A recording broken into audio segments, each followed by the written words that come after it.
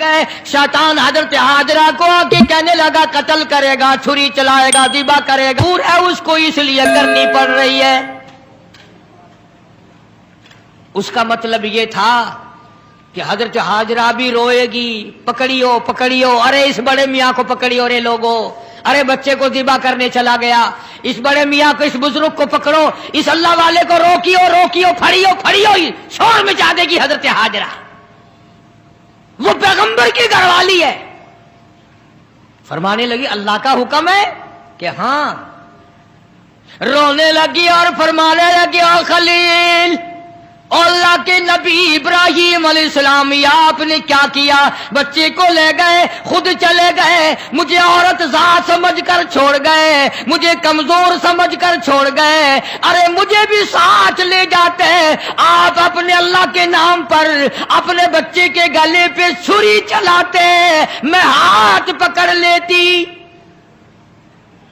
میرا بھی حصہ پڑ جاتا، میں بھی ہاتھ پکڑ کے بیٹھ جاتی، کبھی اللہ کے نام پہ ذبح ہوتے وقت میرا بیٹا حرکت نہ کر دے۔ اور شیطان کو فرمانے لگی یہ تو ایک اسماعیل ہے، ہزاروں اسماعیل ہو، سب کو اللہ کے نام پہ قربان کر دو۔ فرمانے لگی بس کر لائل اپنی ہی قالو قیل بھی، اور میں بھی تیار ہوں، میرا اسماعیل بھی، ہزاروں اسماعیل ہو، اللہ کے نام پہ قربان کر دوں۔ کنکریاں ماری ہیں حضرت حاجرہ نے شیطان کو، چنانچہ آج بھی وہاں کنکریاں مارنی پڑتی ہیں۔ پھر حضرت اسماعیل علیہ السلام کے قریب آیا اور کہنے لگا بچہ کہاں چلے ہو؟ انہوں نے کہا ابا کے ساتھ دعوت میں۔ انہوں نے کہا دعوت نہ دعوت، ذبح کرے گا تجھے۔ اس نے کہا بدبخت، کبھی آج تک کسی باپ نے بچے کو ذبح کیا؟ انہوں نے کہا مجبور ہے، اللہ کا حکم ہے، اللہ پاک کا حکم ہے، مجبور ہے۔ حضرت اسماعیل علیہ السلام نے فرمایا اچھا اگر اس کا حکم ہے تو کہاں حکم اس کا اور میرا گلا، میں تو تیار ہوں، اس کے نام پہ قربان ہونے کو میں تیار ہوں۔ اسماعیل علیہ السلام نے بھی کنکریاں اٹھا کے ماری، وہاں بھی مارنی پڑتی ہیں۔ پھر حضرت ابراہیم علیہ السلام کے قریب آ گیا اور کہنے لگا دیکھو جی بڑھیپے کی اولاد ہے، کتنا خوبصورت بچہ ہے، نور نظر ہے، لخت جگر ہے، پیارا بیٹا ہے، اور قربانی کر دو، اور صدقہ کر دو، اور اونٹ ذبح کر دو۔ بھلا بچے کو ذبح کرنا کوئی عقل مندی ہے؟ وہ تو نبی تھے، فوراً شیطان کو کنکریاں ماری، چلے گئے۔ پہاڑی پہ سامنے بٹھایا ہے حضرت اسماعیل علیہ السلام کو کہ کروں گا تو وہی جو اللہ نے حکم دیا، پر دیکھو تو صحیح نبی کی آل میں بھی کچھ اثر ہے، نبی کے بیٹے میں بھی کچھ اثر ہے۔ باپ بیٹے کی جو وہاں پہاڑی پہ گفتگو ہوئی، اللہ پاک کو اس پر پیار آیا، قرآن میں نقل فرما دیا۔ فرمایا فلما بلغ معه السعي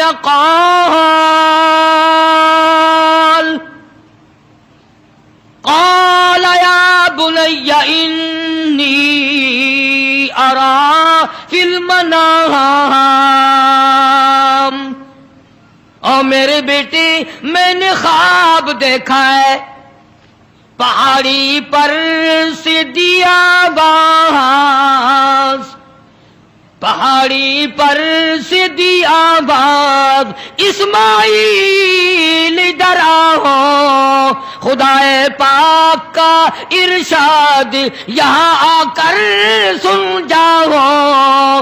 سامنے بٹھا لیا اور فرمانے لگے پدر بولا کہ بیٹا آج، پدر بولا کہ بیٹا آج میں نے خواب دیکھا ہے، کتاب زندگی کا ایک نرالا باب دیکھا ہے، میں نے ایک سپنا دیکھا ہے، میں نے ایک خواب دیکھا ہے، یہ دیکھا ہے کہ میں خود آپ تجھ کو ذبح کرتا ہوں، خدا کے نام سے تیرے لہو میں ہاتھ بھرتا ہوں، خدا کا نام لے کر میں تجھے ذبح کر رہا ہوں۔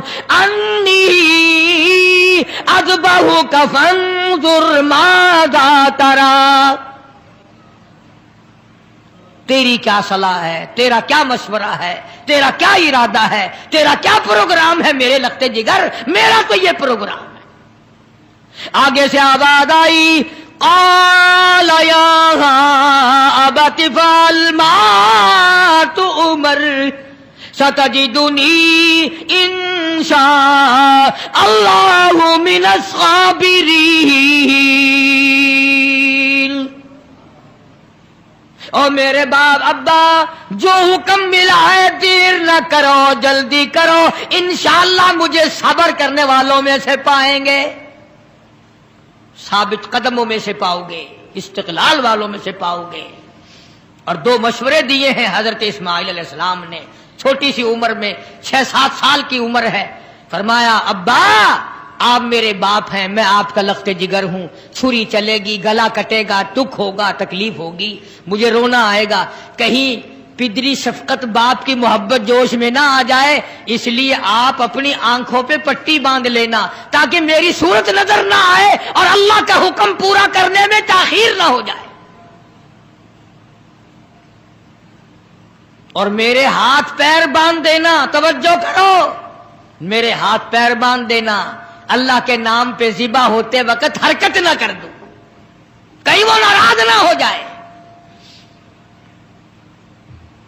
آنکھوں پہ پٹی باندھ لی، اسماعیل علیہ السلام کو تیار کر لیا۔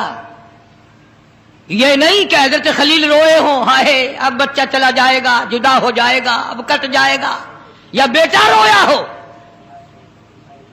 اندازہ لگاؤ، اسی کو کہتا فلما اسلما وتلہ للجبین۔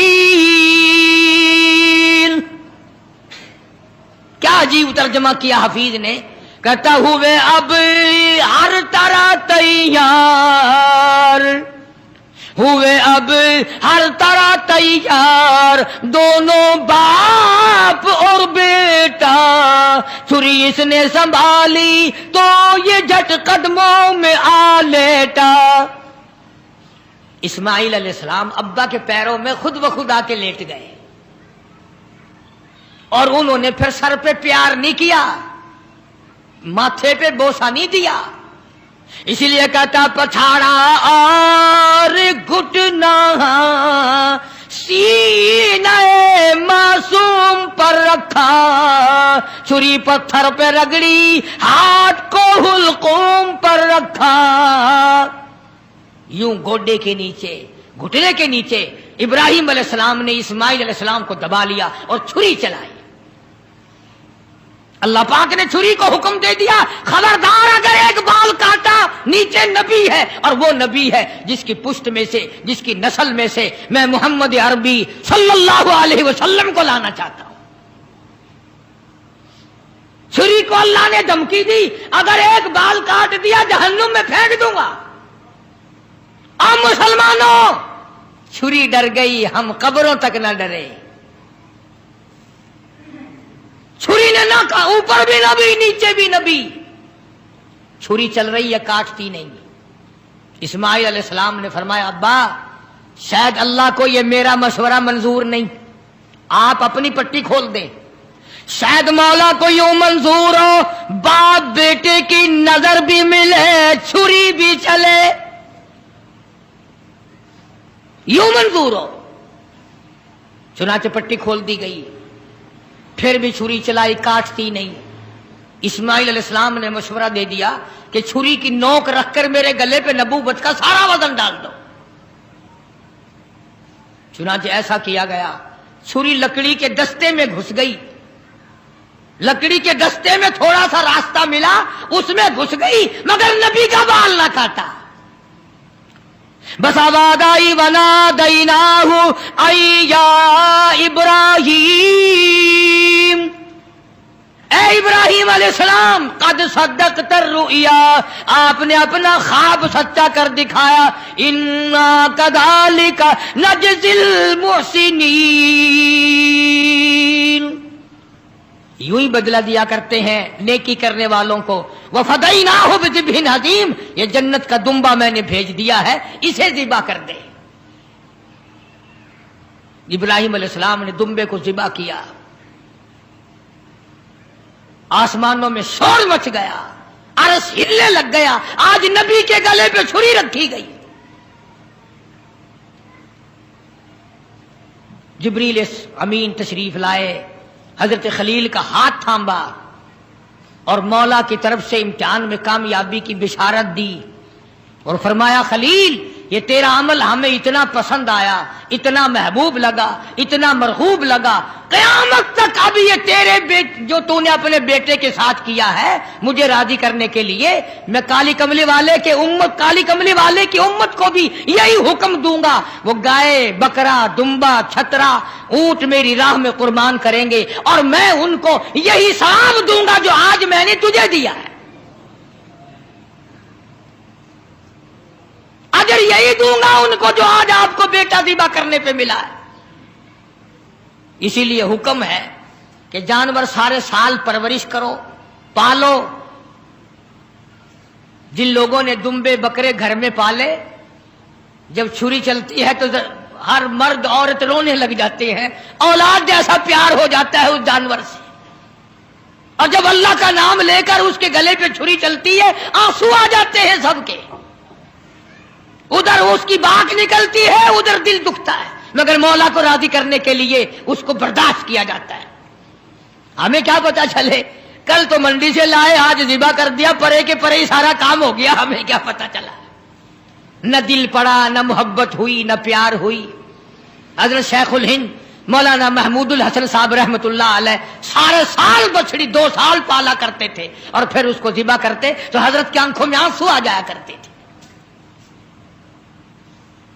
इसीलिए हुजूर करीम सल्लल्लाहु अलैहि वसल्लम ने फरमाया कि कुर्बानी करो, फसल्ली लिरब्बिका वन्हर, अपने रब की हुजूर में नमाज पढ़ और कुर्बानी कर।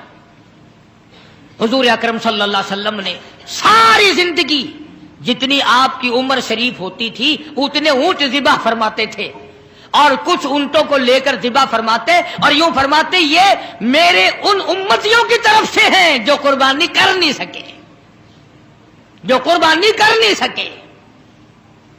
आजकल रस्मों के लिए तो पैसे हैं, फिल्मों के लिए तो पैसे हैं, टेप रिकॉर्डों में सेल डालने के लिए तो पैसे हैं, टेलीविजन चलाने के लिए तो पैसे हैं, बदमाशी और फहाशी और बेहयाई के लिए तो पैसे हैं। अगर नहीं है तो अल्लाह के नाम पे कुर्बानी के लिए पैसा नहीं है।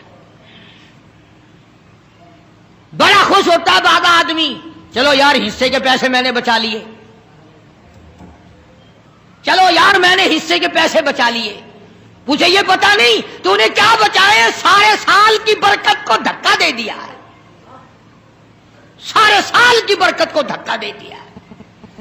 आपको क्या मालूम है कि इससे क्या फवाइद हासिल होते हैं और किस कदर परवरदिगार आलम खैर और बरकत अता फरमाते हैं। यूं लिखा बुजुर्गान दीन ने कि कुर्बानी के जानवर के बदन पे जितने बाल होते हैं उतनी नेकियां नामे अमाल में लिख दी जाती हैं, उतनी नेकियां।